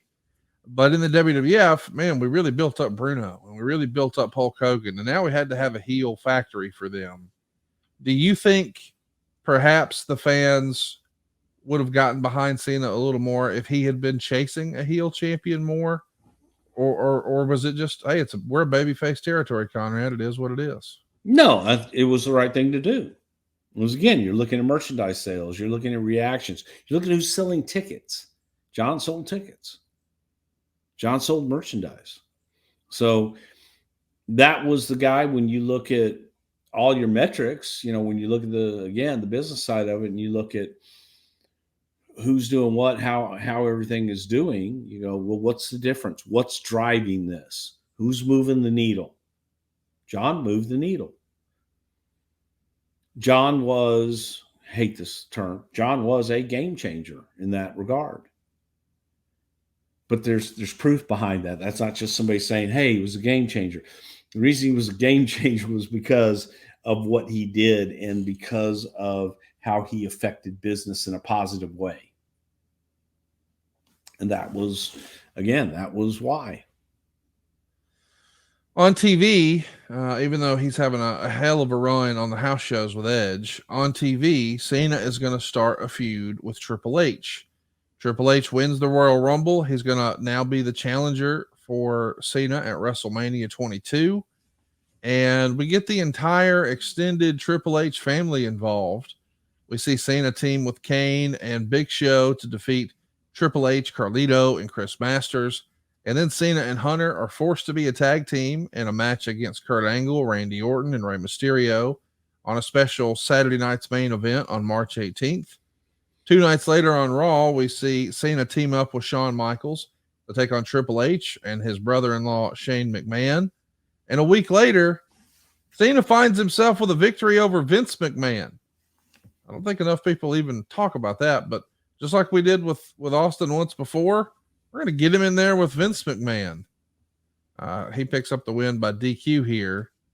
And then we know we're all doing this to build towards Triple H and John Cena at WrestleMania at the Rosemont Horizon. Meltzer would say Hunter versus Cena wasn't clicking. And the only intriguing thing about it was how the folks would respond to Cena. Cena got a video package, I guess, comparing him to a Depression era bootlegger.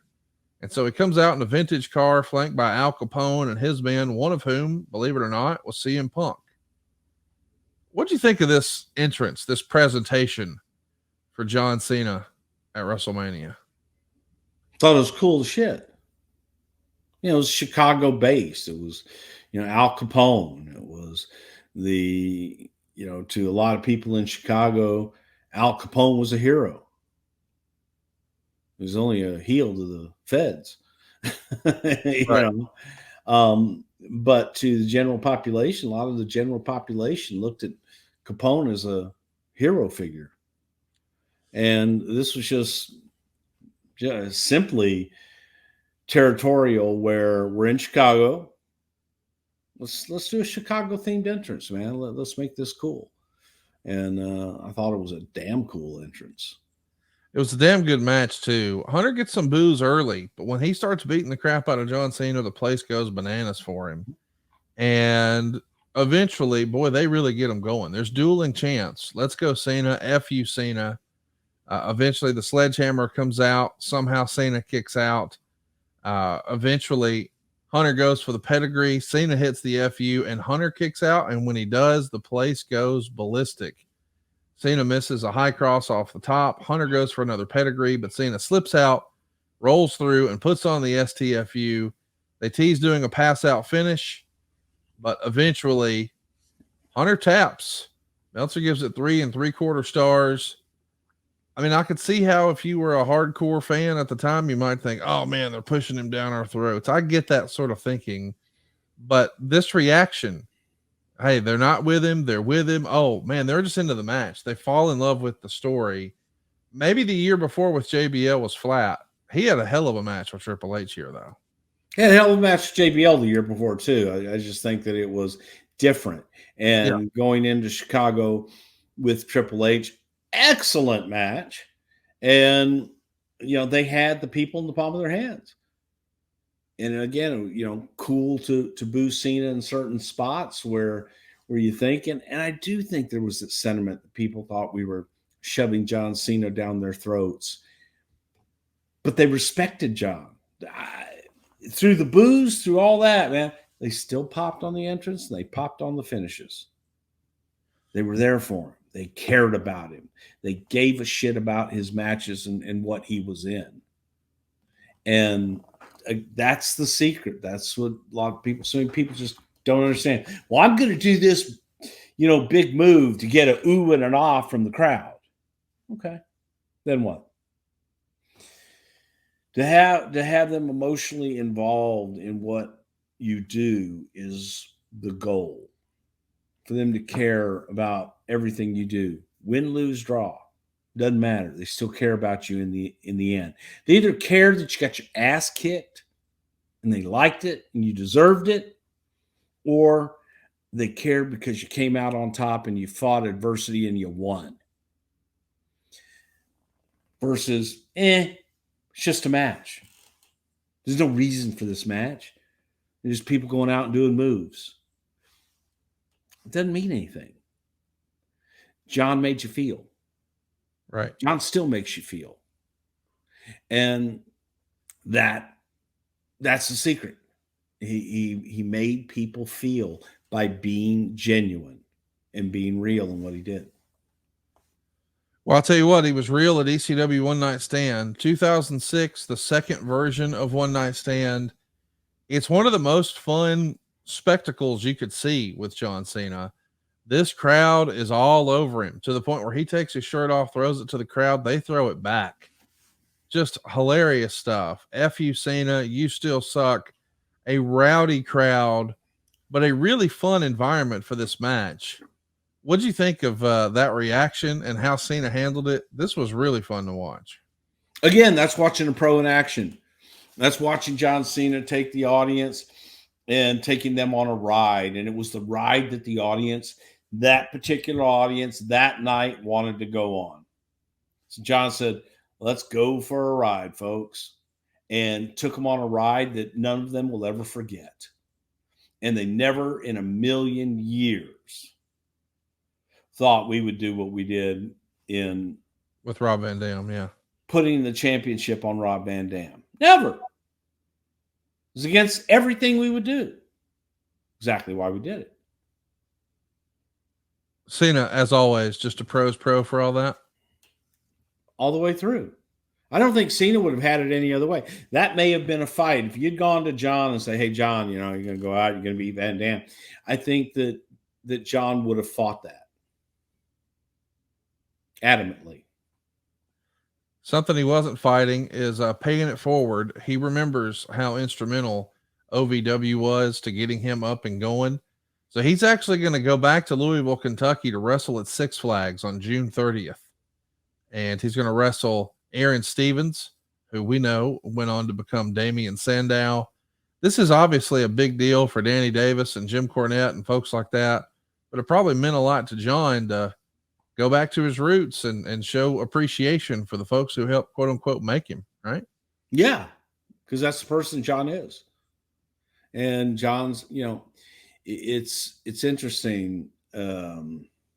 Make-A-Wish. John hated doing a Make-A-Wish if there was press of any kind involved, even our own people. John would always insist on their wish wasn't to be surrounded by cameras and press. Their wish was to meet me, and they're going to get an experience with me, a one-on-one experience with me. And I'm not doing it for publicity. I'm not doing it to have people say what a great guy. I'm doing it because a dying child asked to meet me. That's John Cena. Right. The battle to get John to allow us and allow Make-A-Wish to acknowledge him for everything he had done was a bit of a battle. He's like, why do you want to recognize me for something that I do because it's the right thing to do? That's not work to him. That's right. Just his love, his appreciation that someone appreciated him that much. And as you said, that was his give back to, he truly loves those kids and loves doing that. So that's the real John. And that's the guy that, when people point to Make-A-Wish, oh yeah, they're doing that publicity, man, the fight to even be able to say it was a fight. John's like, it's not about publicity, man. It's about one thing. And it's about that kid, that day, that moment. That's their moment. That's not my moment. It's not your moment. That's theirs. And, eventually, got to the point where parents, Make-A-Wish, and everybody just bragged on it so much that, okay, yeah, we made it public and so on and so forth. But you never heard about all the Make-A-Wishes that he did. Right. It's a big deal when somebody from Hollywood goes and, makes a wish come true. As many as John's done, as many times as John has looked at his schedule and say, hey, I've got 12 hours. I could make a flight, 4 hours someplace to go meet a child, spend a few hours with them, and then fly back 4 hours and do what I needed to do. Instead of saying, I'm gonna sleep in, I'm gonna train, I'm gonna go eat at this restaurant or whatever. It's like, no, I'll make that work. Yeah. You don't hear about that stuff. And again, that's the thing that makes John Cena the human being, the great human being he is, that then makes him the huge megastar that he has become. I'm glad we're getting to give him his flowers here today. He's got his work cut out for him in the second half here, 2006. He's going to defeat Sabu in a lumberjack match at Vengeance 06. That leads to a triple threat match where his ECW feud and his house show feud come together.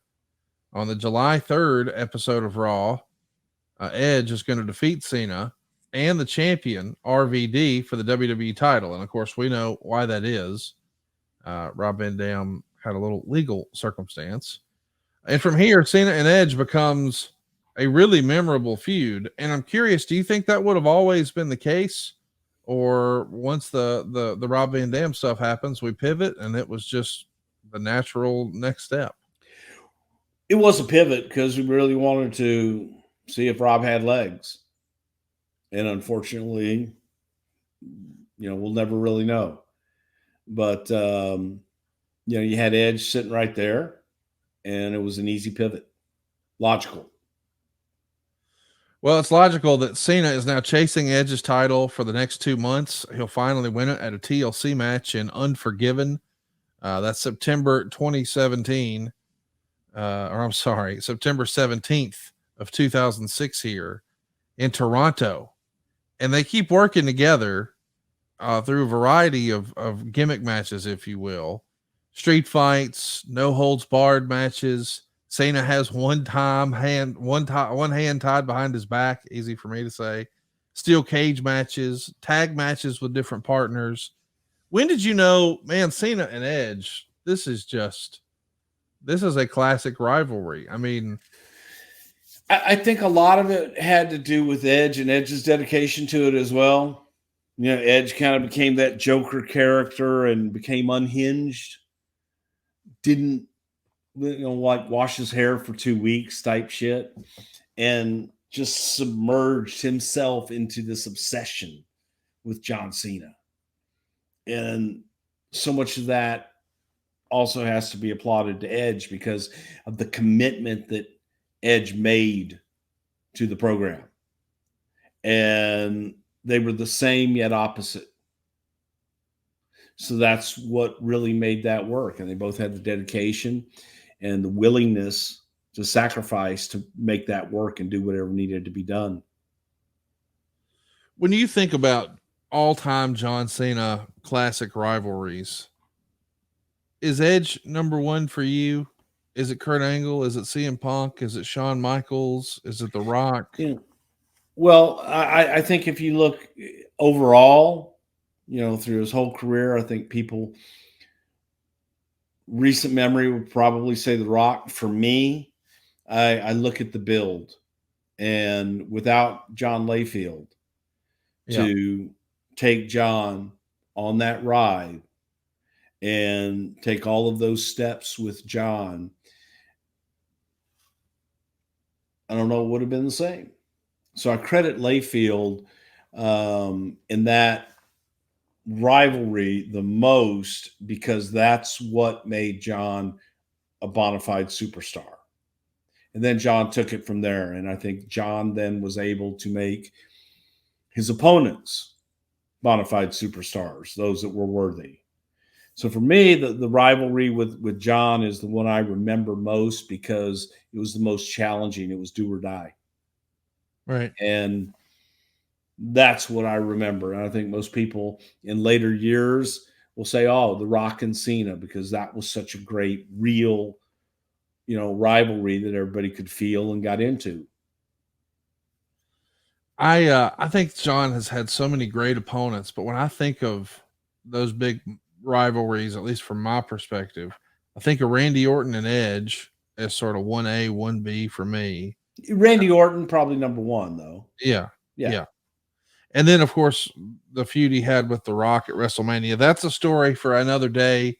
We're going to go ahead and start to wind down our episode on John Cena here. We've covered now, John, through the end of 2006. We know you were around through almost the end of 2008. So we still got 07 and 08 on deck at some point in the future. I'm glad that Prime started kicking in. It was fun talking about John Cena, and I'm ready to do it again, man. When can we record again? Let's get you on record. Okay, yeah, that helps. Well, yeah. I mean, listen, let's just give everybody the heads up. We usually try on Wednesday and your meetings change. And then we try on Thursday and your meetings change. And then on Friday, well, you got to fly and do national TV for Fox. And then on Saturday morning, on 3 hours of sleep, you're up and at 'em again today. But you know, this time next week, you and I will both be in Waterloo, Iowa. Make plans to come hang out with Bruce and I if you haven't already. Our favorites, JBL and Mr. Briscoe, will be there, as well as a whole host of other Hall of Famers. Demolition, Ken Patera, Thunderbolt Patterson, Haku, Marty Jannetty, Colt Cabana. And did I mention J.J. Dillon? How about John Nord? How about Tommy Rich? How about Sin Bodie? Man, it's a who's who, including Baron Von Raschke and Bill DeMott. And somehow, some way, I'm getting the Gordon Soley Award. Tickets are on sale now, nwhof.org. That's nwhof.org. They've got meet and greets, they've got dinners, they've got live matches, they've got panel discussions, live podcasts, and it's all included at nwhof.org. Bruce, we're going to be in Waterloo, Iowa next week. How are we going to tape if we're together on Saturday? All right, I'm going for Tuesday or Wednesday. Okay. We'll try. We are going to try. I'm for it. Look, Thursday and Friday is impossible. Saturday, I'll be on puddle jumpers to get to someplace to where I can get in a Volkswagen and get up to Waterloo.